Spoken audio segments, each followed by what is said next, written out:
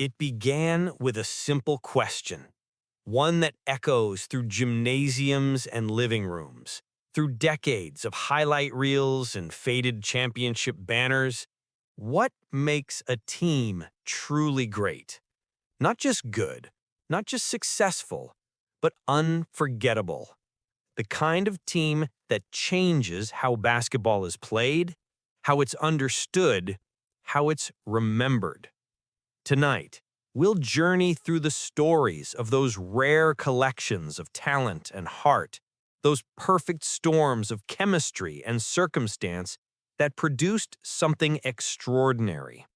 These weren't just teams, they were masterpieces, carefully built, patiently refined, and ultimately immortalized in the quiet spaces between victories and the loud roar of championships won. There's a moment in every great story where everything changes. For the Chicago Bulls, that moment came in March of 1995 when Michael Jordan walked back onto an NBA court after nearly 2 years away. He'd left basketball behind, chasing a different dream, trying to honor his father's memory on baseball diamonds far from the spotlight he'd once commanded. But basketball called him home, and when he returned, something was different. The hunger was deeper. The purpose was clearer. The 94-95 season ended in disappointment. The Orlando Magic eliminated Chicago in the playoffs, and Jordan, still shaking off rust, wasn't quite himself. That summer, he didn't rest. He trained. He refined. He remembered what it felt like to be unstoppable. And when the 1995-96 season began, the Bulls weren't just good. They were on a mission. Phil Jackson had been building something special for years. The triangle offense, that beautiful geometric puzzle of cuts and screens and perfectly timed passes, had become second nature to this group. Jordan, of course, was the centerpiece. At 32 years old, he was playing with a wisdom that complemented his still remarkable athleticism. He'd won scoring titles and MVP awards, but this season felt different. This season wasn't about individual glory. It was about proving something bigger. Scottie Pippen was in his prime, a 6'8" point forward before that term really existed, capable of guarding anyone on the floor and orchestrating an offense with the same ease he could dismantle one. His defensive excellence earned him all NBA first-team honors, and his versatility made the Bulls' system work. When Jordan took a breath, Pippen exhaled excellence. Then there was Dennis Rodman, the eccentric rebounding savant who'd arrived from San Antonio with a reputation and a motor that never quit. Rodman didn't care about points. He cared about possessions, about tipping balls back to teammates, about making life miserable for opposing power forwards and centers. His hair changed colors, but his effort never wavered. Night after night, he grabbed boards like a man possessed, averaging 14.9 rebounds per game, leading the league while barely concerned with shooting the ball himself. The Bulls started winning, and they didn't stop. November bled into December, December into January, and the victories piled up like snow in a Chicago winter. They lost their fourth game of the season. Then they won 12 straight. They lost another, then won again and again. The rhythm was relentless, the consistency almost mechanical in its precision. Steve Kerr provided the sharpshooting, hitting 45% from three-point range, lurking in corners, ready to punish defenses that collapsed too hard on Jordan. Tony Kukoc brought European finesse off the bench, a 6'11" forward who could pass like a guard and score from anywhere. Ron Harper, once a high-flying scorer himself, accepted a defensive role and excelled, shutting down opposing guards while asking for nothing in return but winning. By April, the Bulls had 72 victories. 72! The number seemed impossible, a record that stood as the single-season best in NBA history, surpassing the 69 wins of the 1972 Lakers. Only 10 losses marred the entire campaign, and even those felt like anomalies, strange blips in an otherwise perfect season. The playoffs were supposed to be harder. They weren't. Chicago marched through the Eastern Conference, losing just one game before reaching the finals. They faced the Seattle Supersonics, a talented team led by Gary Payton and Shawn Kemp, a squad that had won 64 games themselves. The series went 6 games, but it never felt close. Jordan averaged 27.3 points per game in the finals and earned his 4th Finals MVP award. When the final buzzer sounded, the Bulls had completed one of the most dominant seasons in basketball history. Some fans believe this team represents the perfect blend of star power and depth, and it's hard to argue. Jordan was still Jordan, Pippen was Pippen, but they'd found something else too. They'd found role players who understood exactly what was needed, who sacrificed personal statistics for collective glory, who trusted the system and each other completely. The 72-10 Bulls weren't just a great team. They were a lesson in how greatness is built, one unselfish possession at a time. Sometimes greatness isn't satisfied with being great once. Sometimes it demands more, requires another chapter, insists on rewriting the ending. The Golden State Warriors had won 73 games in the 2015-16 season, breaking the Bulls' record, playing a style of basketball that felt revolutionary. Stephen Curry launched three-pointers from distances that seemed absurd, making them at percentages that seemed impossible. Klay Thompson caught fire in ways that defied explanation. Draymond Green orchestrated defense and offense with a basketball IQ that belied his second-round draft status. But they'd lost the finals. Up 3-1 against LeBron James and the Cleveland Cavaliers, the Warriors had collapsed, losing 3 straight games, watching their historic season end in heartbreak. That summer, the questions swirled. Were they really that good? Could they finish what they'd started? Then Kevin Durant made a decision that changed everything. The Oklahoma City forward, one of the league's most gifted scorers, a 4-time scoring champion, and former MVP, chose to join the Warriors. The basketball world reacted with shock, criticism, disbelief. How could he join the team that had just eliminated his Thunder in the Western Conference Finals? How was this fair? How could anyone compete with 4 All-Stars? But Durant wasn't concerned with fairness. He was concerned with winning. And the Warriors weren't concerned with outside noise. They were concerned with finishing what they'd started. The 2016-17 season began, and Golden State looked different. Not necessarily better on paper. In the regular season, they finished 67-15. Excellent, but not historic. But there was something lurking beneath the surface. Something dangerous and precise. Steve Kerr's system, already beautiful, now had another dimension. Durant's length, his shooting, his ability to score from anywhere added a layer that made the Warriors nearly impossible to defend. Curry still bent defenses with his gravity, pulling defenders 30 feet from the basket, creating space for others. Thompson still heated up in ways that broke opposing spirits, one scoring 60 points in just 29 minutes, another time scoring 37 in a single quarter. Green still barked orders, switched on to anyone, and made the right pass at the right time. But now Durant was there too, slithering through defenses, rising over contests, hitting shots that shouldn't exist. At 6 feet 11 with a 7'5" wingspan, he could shoot over anyone. At his skill level, he could dribble around anyone. Combined with Curry, Thompson, and Green, the Warriors had become something unprecedented. The playoffs began, and Golden State was relentless. They swept Portland. They swept Utah. They swept San Antonio. 12 straight wins to start the postseason, a streak of dominance that had never been seen before. Only the Cavaliers, waiting in the finals for a rematch, managed to slow them down slightly.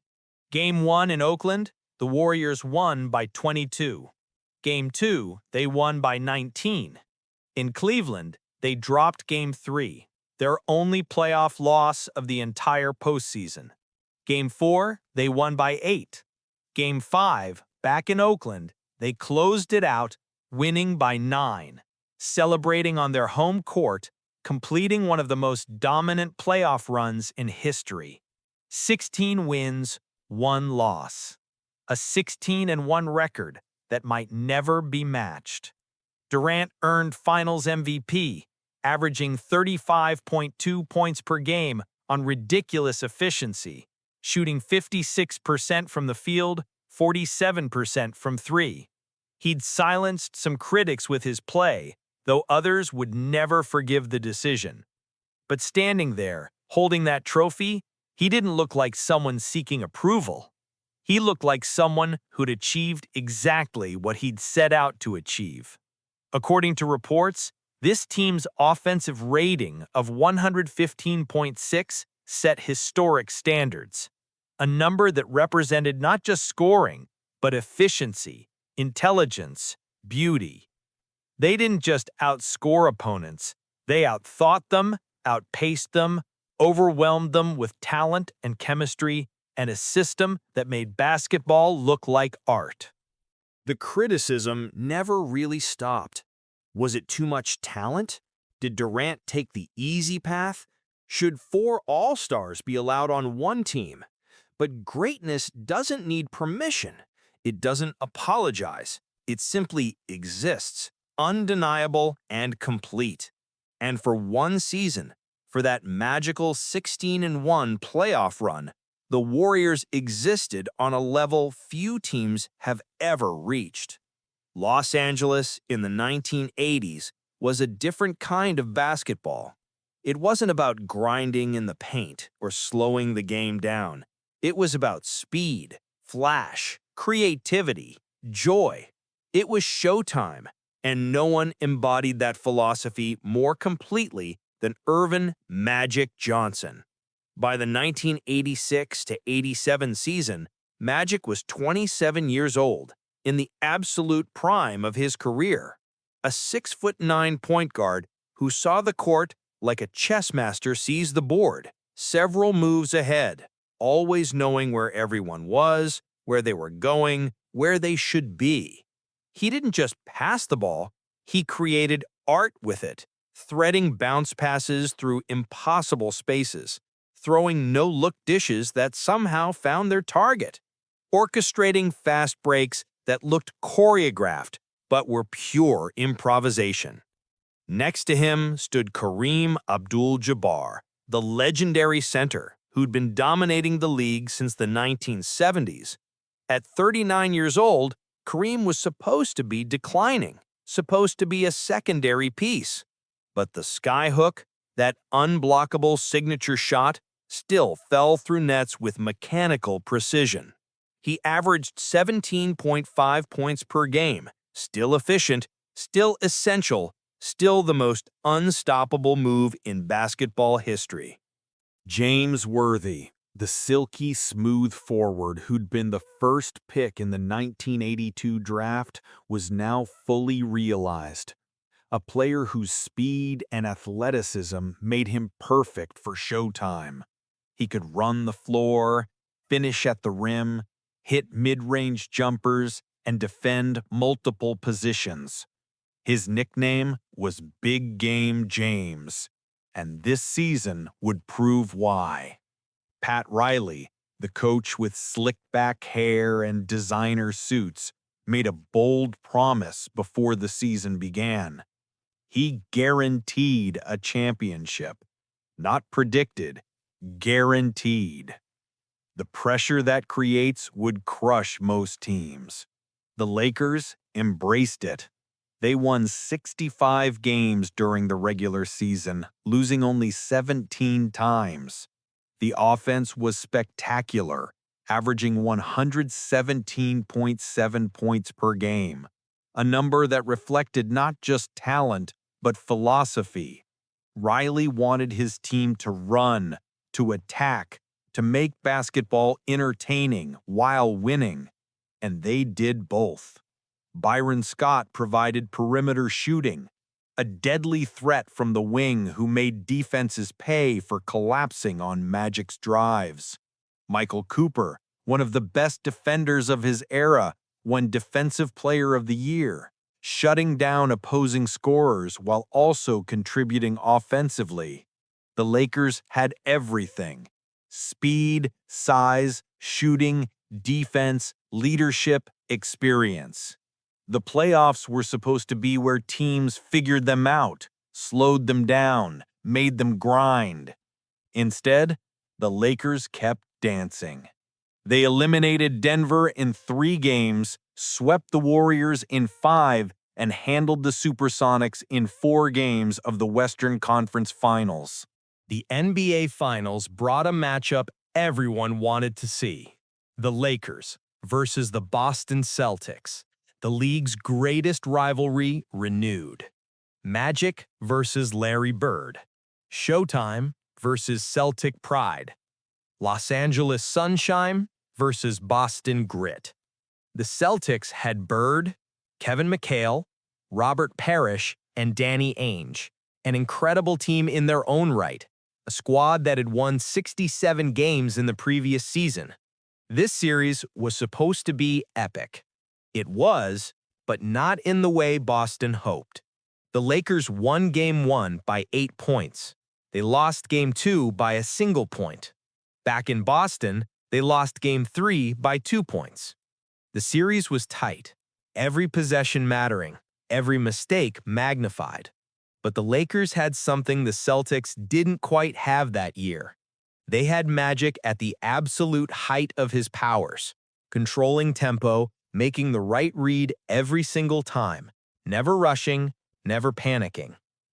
Game 4 in Boston, the Lakers won by 5. Game 5 back in Los Angeles, they lost by 1, sending the series back to Boston at 3-2. Game 6 was for the championship, on the parquet floor of Boston Garden, in front of the most hostile crowd in basketball. Magic was brilliant. He scored 16 points, dished out 19 assists, grabbed 8 rebounds, played all 48 minutes, and controlled every meaningful possession down the stretch. Kareem added 24 points, still dominant at nearly 40 years old. Worthy, who'd been solid all series, saved his best for when it mattered most.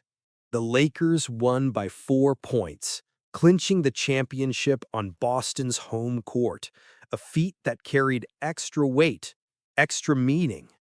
Magic averaged 26.2 points per game in the finals, earning his first Finals MVP award after losing that honor to Kareem in previous championships. But the numbers only tell part of the story. What made this Lakers team special was the joy. They didn't just beat opponents, they entertained. They smiled. They made basketball look easy and fun and beautiful. Magic's passes were works of art. Kareem's skyhook was poetry. Worthy's drives were grace in motion. Showtime wasn't just style, it was substance wrapped in beauty, excellence delivered with a smile. The 1986-87 Lakers became the first team to repeat as champions since the Celtics dynasty of the 1960s, proving that Pat Riley's guarantee wasn't arrogance, it was simply understanding what greatness looks like when it's fully realized. Heartbreak can destroy a team, or it can forge one into something stronger, harder, more focused. The San Antonio Spurs knew heartbreak intimately after June of 2013. They'd been 5 points away from winning the championship, up by 5 points with just over a minute left in Game 6 of the finals against the Miami Heat. Then the impossible happened. Ray Allen hit a three-pointer. The game went to overtime. The Spurs lost. Game 7, they lost again. The championship slipped through their fingers like water. That summer was quiet in San Antonio. Tim Duncan, the 37-year-old power forward who'd been the foundation of Spurs excellence for 15 years, didn't say much publicly. He never did. But inside, something was burning. Tony Parker, the French point guard with lightning-quick drives and mid-range mastery, felt it too. Manu Ginobili, the Argentine guard whose creative genius made him one of the best sixth men ever, knew they had one more run in them. Greg Popovich, the gruff, brilliant coach who'd built a dynasty through unselfishness and intelligence, went to work. He refined the offense even further. The Spurs had always moved the ball well, but this season they would take it to another level entirely. They would play what some observers called the beautiful game, an offense so fluid, so collaborative, that individual statistics became almost meaningless. The 2013-14 season began, and the Spurs were excellent but not dominant. They won 62 games, good enough for the best record in their conference, but this wasn't about the regular season. This was about June. This was about redemption. Kawhi Leonard, a 22-year-old forward who'd been the 15th pick in the 2011 draft, was emerging as something special. His hands were enormous, his wingspan absurd, his defensive instincts nearly perfect. On offense, he was becoming more confident, more assertive, a player who could score when needed, but was always content to make the extra pass. The playoffs arrived, and San Antonio was focused in ways that felt almost eerie. They dispatched Dallas in 7 games, a tougher series than expected. Then they handled Portland in 5 games. The Western Conference Finals brought the Thunder, led by Kevin Durant and Russell Westbrook, young stars at the peak of their powers. The Spurs won in 6 games, never rattled, always executing. The finals brought the rematch everyone wanted. San Antonio versus Miami, Spurs versus Heat, redemption versus repeat. LeBron James was still dominant, still the best player on the planet, leading a Heat team trying to win their 3rd straight championship. Game 1 in San Antonio, the Spurs won by 15. Game 2, they won by 19, destroying Miami in a performance that felt like a statement. In Miami for Game 3, the Spurs played what some fans believe represents the purest form of team basketball ever displayed on the finals stage. They scored 111 points. They shot 57% from the field. They had 25 assists on 33 made field goals. The ball moved like it was on a string, zipping from player to player, finding the open man, making the right read every single time. Duncan scored 7 points. Parker scored 15. Ginobili had 17. Leonard had 29.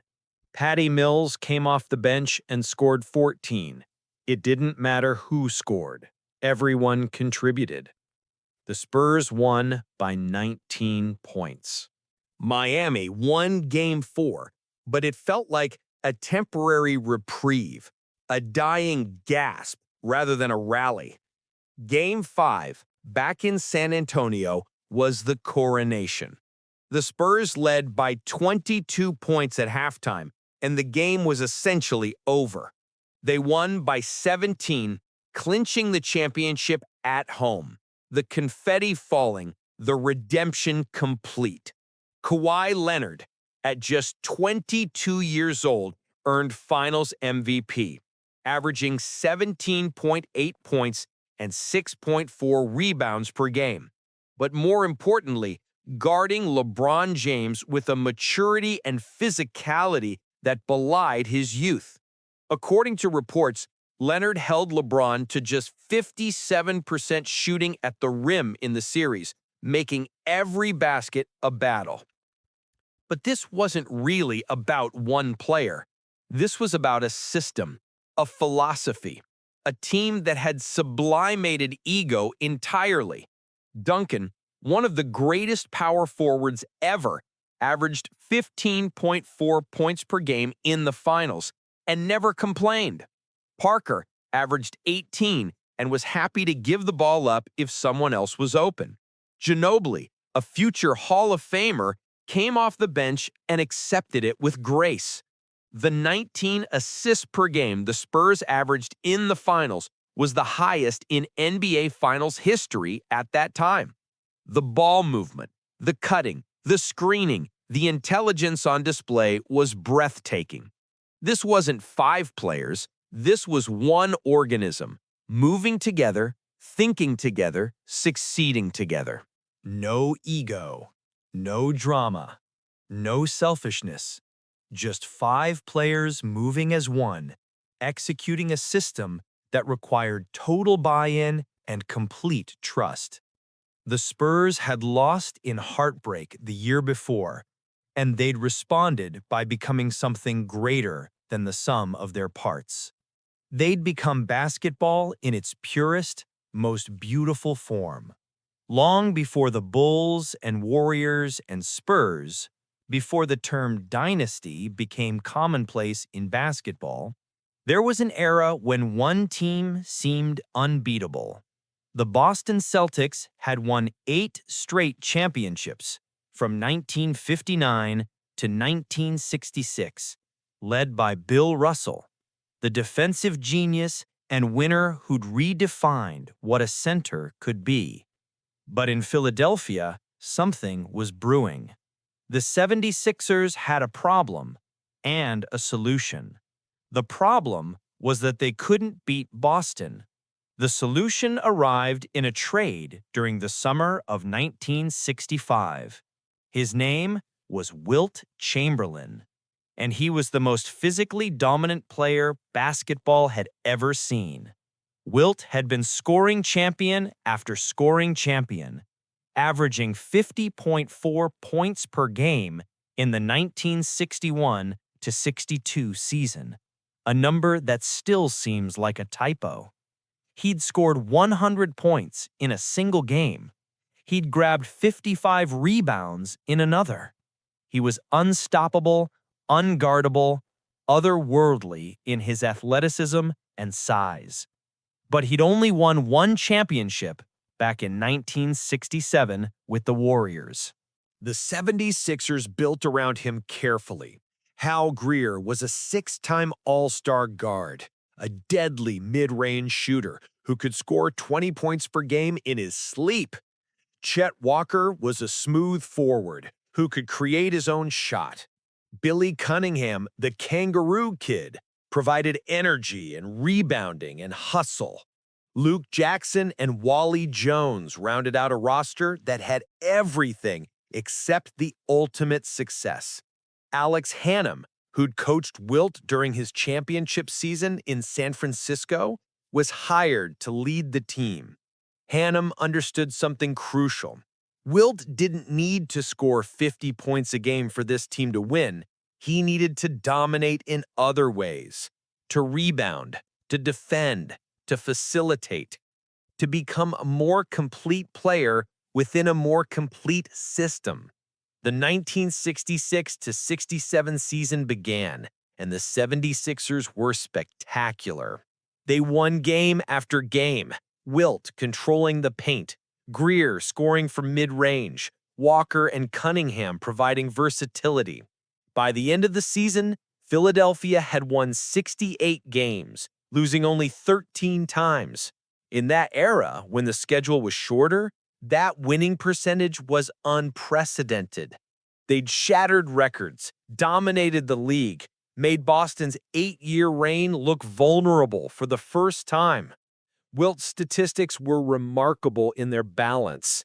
He averaged 24.1 points per game, down from his previous season's 33, but he grabbed 24.2 rebounds per game and dished out 7.8 assists per game.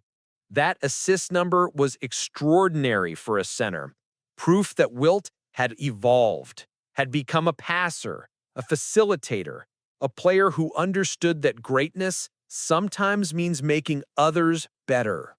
The playoffs brought the challenge everyone wanted to see. The Eastern Division Finals meant facing Boston, facing Russell, facing the dynasty that had crushed so many dreams. The series wasn't close. Philadelphia won Game 1 by 11. They won Game 2 by 2. They won Game 3 by 4. They won Game 4 by 5. They won Game 5 by 1. 4-1, the Celtics' 8-year championship streak was over. The NBA Finals brought the San Francisco Warriors, Wilt's former team, now led by Rick Barry, a talented scorer averaging 35 points per game in the playoffs.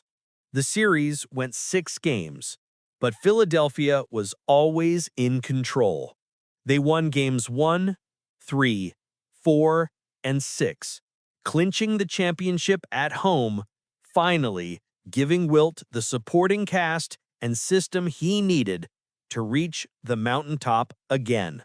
Wilt averaged 21.7 points, 29 rebounds, and 9 assists in the playoffs.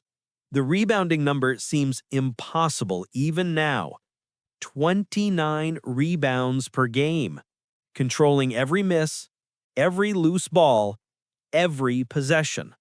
But the real achievement was proving that even the greatest individual talent needs the right system, the right teammates, the right coach. Wilt had been unstoppable for years, but it took Hannum's coaching, Greer's scoring, Cunningham's energy, and Walker's versatility to finally translate that individual brilliance into team success. The 68-13 76ers ended the Celtics dynasty, started a new chapter in Philadelphia basketball, and showed that basketball evolution was inevitable. The game was changing, systems were developing, and even the most dominant individual player needed more than just talent to win it all.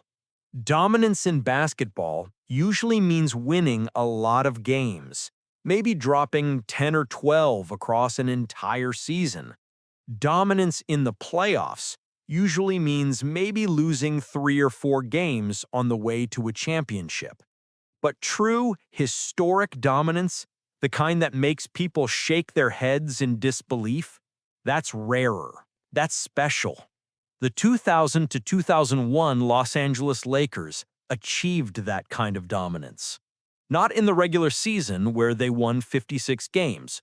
Good, but not overwhelming. But in the playoffs, where it matters most, where pressure reaches its peak and weaknesses get exposed, the Lakers played basketball that felt nearly perfect. Shaquille O'Neal was in the middle of his physical prime, a 7'1", 325-pound force of nature who simply could not be stopped near the basket. He'd won the MVP award in 2000, leading the Lakers to their first championship of the new dynasty. But this season felt different. This season, Shaq was even more dominant, even more focused, even more unstoppable. He averaged 28.7 points per game during the regular season, shooting 57% from the field, grabbing 12.7 rebounds per game. Those numbers were excellent, but in the playoffs, he elevated even further. In the playoffs, he shot 63% from the field. 63% for the entire postseason.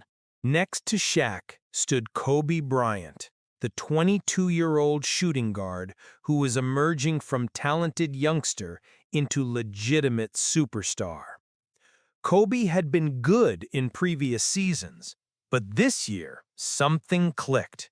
He averaged 28.5 points per game, pushing defenses to make impossible choices. Guard Shaq in the post, and Kobe would destroy you from the perimeter. Focus on Kobe, and Shaq would dunk everything in sight.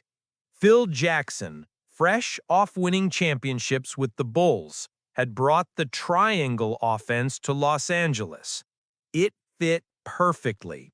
Shaq could operate in the post, Kobe could create off the wing, and role players like Derek Fisher, Rick Fox, and Robert Horry could find spots to contribute. Every possession felt purposeful, every cut and pass part of a larger design. The regular season ended with 56 wins, and the playoffs began. Portland Trail Blazers in the first round? Sweep. 3-0. Sacramento Kings in the second round? Sweep. 4-0. San Antonio Spurs in the Western Conference Finals? A team with Tim Duncan and David Robinson? Sweep. 4-0. 11 straight wins to start the playoffs. 11. The Lakers had become a machine, precise and merciless, giving opponents no hope, no chance, no daylight. Every game felt inevitable. Shaq would dominate the paint. Kobe would hit tough shots.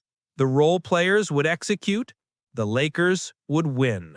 The finals brought the Philadelphia 76ers, a scrappy team led by Allen Iverson, the smallest MVP in league history at 6 feet tall, a cultural icon who played with a chip on his shoulder and fire in his heart. The Sixers had finished 56-26, the same record as the Lakers, and they'd won 10 straight playoff games to reach the finals. Game 1 in Los Angeles was supposed to be a statement. It was, but not the way the Lakers hoped. Iverson was brilliant, scoring 48 points, hitting shots over anyone who dared guard him, playing with desperation and heart and refusal to lose. He hit a step-back jumper late in overtime, stepping over Tyronn Lue, creating an image that would live forever. Philadelphia won, 107-101. The Lakers' winning streak was over at 13 games. Game 2, the Lakers remembered who they were. They won by 6. Game 3 in Philadelphia, they won by 7. Game 4, they won by 7 again. Game 5, back in Los Angeles, they closed it out, winning by 17. The championship secured, the dominance complete. 15 wins, 1 loss, a 15-1 playoff record. Shaq earned his second straight Finals MVP, averaging 33 points and 15.8 rebounds in the finals, completely overwhelming Philadelphia's front court. Kobe averaged 24.6 points, proving he was ready to be a championship player. Some fans believe this team's playoff dominance has never been matched, and it's hard to argue. Yes, the Warriors went 16-1 in 2017, but they played an extra series. These Lakers went through the entire Western Conference without losing a single game, sweeping 3 straight series, each against excellent opponents. The combination of Shaq's interior dominance and Kobe's perimeter brilliance created problems no defense could solve. Jackson's triangle offense gave both stars room to operate while keeping everyone involved. The role players knew their spots, took their shots, played their defense, and contributed without asking for more. This was dominance in its purest form. Not close games won at the buzzer, not dramatic comebacks, just systematic, relentless, almost boring excellence. The Lakers were better, they knew it, their opponents knew it, and nothing could change that equation. When you study these teams, these collections of talent and chemistry that rose above their eras, patterns emerge like constellations in the night sky. Not obvious at first, but unmistakable once you know where to look. Every single one of these teams featured sacrifice. Michael Jordan, the greatest player ever, accepted that Scottie Pippen needed the ball, that Dennis Rodman would never score but was essential anyway. Steph Curry, a two-time MVP, welcomed Kevin Durant, knowing some would criticize the decision, understanding that championships matter more than individual glory. Magic Johnson, capable of scoring 30 points any night he wanted, instead dished out assists, making everyone better, trusting Kareem to close games even as his own prime blazed bright. Tim Duncan, a top 5 player in basketball history, scored 7 points in a finals game and celebrated the victory like he'd scored 40. Wilt Chamberlain, who once averaged 50 points per game, averaged 24 and won his second championship because he understood that dominance takes many forms. Shaq and Kobe, two alphas who would eventually clash, found harmony long enough to create something unforgettable. Sacrifice. That's the first thread. Stars who understood that team isn't just a word, it's a daily choice, a possession-by-possession decision to trust someone else, to make the extra pass, to defend even when tired, to celebrate other success as loudly as your own. The second thread is coaching, but not just coaching, philosophy. Phil Jackson brought Zen Buddhism and Native American wisdom to basketball, creating a framework that helped stars like Jordan and Kobe see beyond ego. Greg Popovich demanded unselfishness, built systems that required intelligence over athleticism, valued character and coachability over pure talent. Pat Riley guaranteed championships and then created environments where those guarantees became reality. Steve Kerr, who'd played for Jackson and learned from Popovich, combined their lessons into a free-flowing offense that trusted players to make reads rather than running rigid sets. These coaches weren't just drawing plays. They were understanding human nature, building cultures, creating environments where excellence became habit rather than effort. They saw the game differently. Chess instead of checkers, months ahead instead of just the next possession. The third thread is time. None of these dynasties happened overnight. The Bulls needed years of playoff losses before breaking through. The Warriors won in 2015, lost in 2016, and refined their approach before 2017's perfection.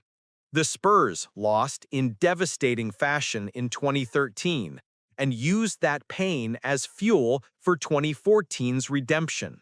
The Lakers built slowly, adding pieces, developing chemistry, learning how to win before learning how to dominate. Patience, development, trust in the process even when results lag behind effort. These teams understood that excellence isn't microwaved. It's slow-cooked, carefully tended, refined through failure, and adjusted through success. The fourth thread, perhaps most important, is the quiet moments. The film sessions where mistakes get corrected without egos bruising. The practices where first-string players guard scout team and give full effort, even though nobody's watching. The veteran who pulls aside a rookie and explains a defensive rotation. The star who stays late to shoot with a role player who's struggling. The coach who texts a player at midnight just to check in. These moments don't show up in box scores. They don't make highlight reels, but they're the foundation of everything else. Trust gets built in quiet rooms and empty gyms. Chemistry develops during plane rides and bus trips and dinners where basketball isn't even discussed. Understanding forms slowly, conversation by conversation, season by season, until five players can communicate without words, knowing where everyone will be, what everyone needs, how everyone fits. The Bulls didn't just have Jordan. They had Scottie Pippen understanding when to defer and when to take over. They had Steve Kerr ready for the biggest shot of his life because he'd taken that shot 10,000 times in practice. They had Dennis Rodman, chaos personified off the court, completely locked in and selfless on it. The Warriors didn't just add Durant. They added a player willing to take less money, willing to defer in key moments, willing to trust that the system would reward unselfishness. They added someone who'd learned that individual greatness, while satisfying, pales next to collective achievement. The Spurs didn't just trust Kawhi Leonard. They developed him, patiently, letting him grow into his role rather than forcing stardom prematurely.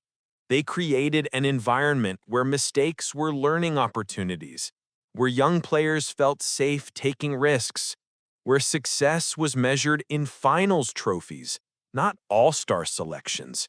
These teams remind us that excellence isn't accidental. It's not luck or timing or favorable circumstances. It's built deliberately, brick by brick, possession by possession, season by season. It's stars who sacrifice, coaches who believe in something bigger than winning, role players who embrace their parts, organizations that value culture as much as talent. Some fans believe the greatest team hasn't been assembled yet, and they might be right. Basketball keeps evolving, players keep improving, systems keep advancing. Maybe somewhere right now, a general manager is making a trade that will define the next decade. Maybe a coach is developing a system that will revolutionize offense or defense. Maybe a star is learning how to sacrifice individual glory for collective success. But these dynasties, these perfect storms of talent and timing and trust, they've shown us the blueprint. They've proven what's possible when ego surrenders to purpose, when individual excellence serves team success, when short-term sacrifices lead to long-term immortality. Somewhere tonight, in a gym that's technically closed, but where the janitor left one door unlocked, a young player is shooting free throws alone. The sound of the ball hitting the net, the rhythm of the dribble, the squeak of sneakers on hardwood. They're not thinking about being the next Jordan or Curry or Duncan. They're just trying to make the next shot, trying to get better, trying to be ready when their moment comes. In another city, a coach is watching film at midnight, rewinding the same possession for the 20th time, trying to understand why the spacing broke down, how to fix it, what adjustment will turn a good play into a great one. They're not thinking about championships yet. They're thinking about tomorrow's practice, about that teaching moment that might help a young player understand something crucial. In a front office somewhere, a general manager is debating a trade, weighing talent against character, potential against proven ability, trying to build something that will last, that will matter, that will be remembered. Not just for winning, but for how they won, for the culture they built, for the example they set. This is how dynasties start, not with grand pronouncements or guaranteed results, but with quiet work, with patience, with belief in a process that might take years to bear fruit. The Bulls didn't start as champions. They started as a team that couldn't get past Detroit. The Warriors didn't start as dynasty. They started as a franchise that hadn't won in 40 years. The Spurs didn't start as the beautiful game. They started with Tim Duncan and a commitment to doing things the right way. Every team we've discussed tonight began somewhere else. Began with losses that taught lessons, with failures that forged character, with disappointments that fueled determination. They became great not because they were always great, but because they refused to accept anything less than greatness, even when greatness seemed impossibly far away. The 72-win Bulls showed us that records are made to be broken, that excellence can reach heights we didn't think possible. The 16-1 Warriors showed us that playoff dominance can look like art, that overwhelming talent can coexist with beautiful basketball. The Showtime Lakers showed us that winning doesn't have to be grim, that joy and excellence aren't opposites. The 2014 Spurs showed us that team basketball, played with intelligence and unselfishness, can beat star power and athleticism. The 68-win 76ers showed us that even the longest dynasties eventually fall, that change is inevitable, that new greatness emerges to challenge old greatness. The 2001 Lakers showed us that dominance can be systematic, that playoff perfection is possible, that the right combination of talent can make victory feel predetermined. These weren't just teams. They were statements about what basketball can be when practiced at the highest level. They were lessons in sacrifice, patience, trust, and dedication. They were proof that the game we love rewards more than just talent. It rewards character, cohesion, intelligence, and will. The thread that connects all of them isn't just success. It's the journey toward success. It's the understanding that excellence requires more than wanting it. It requires building it.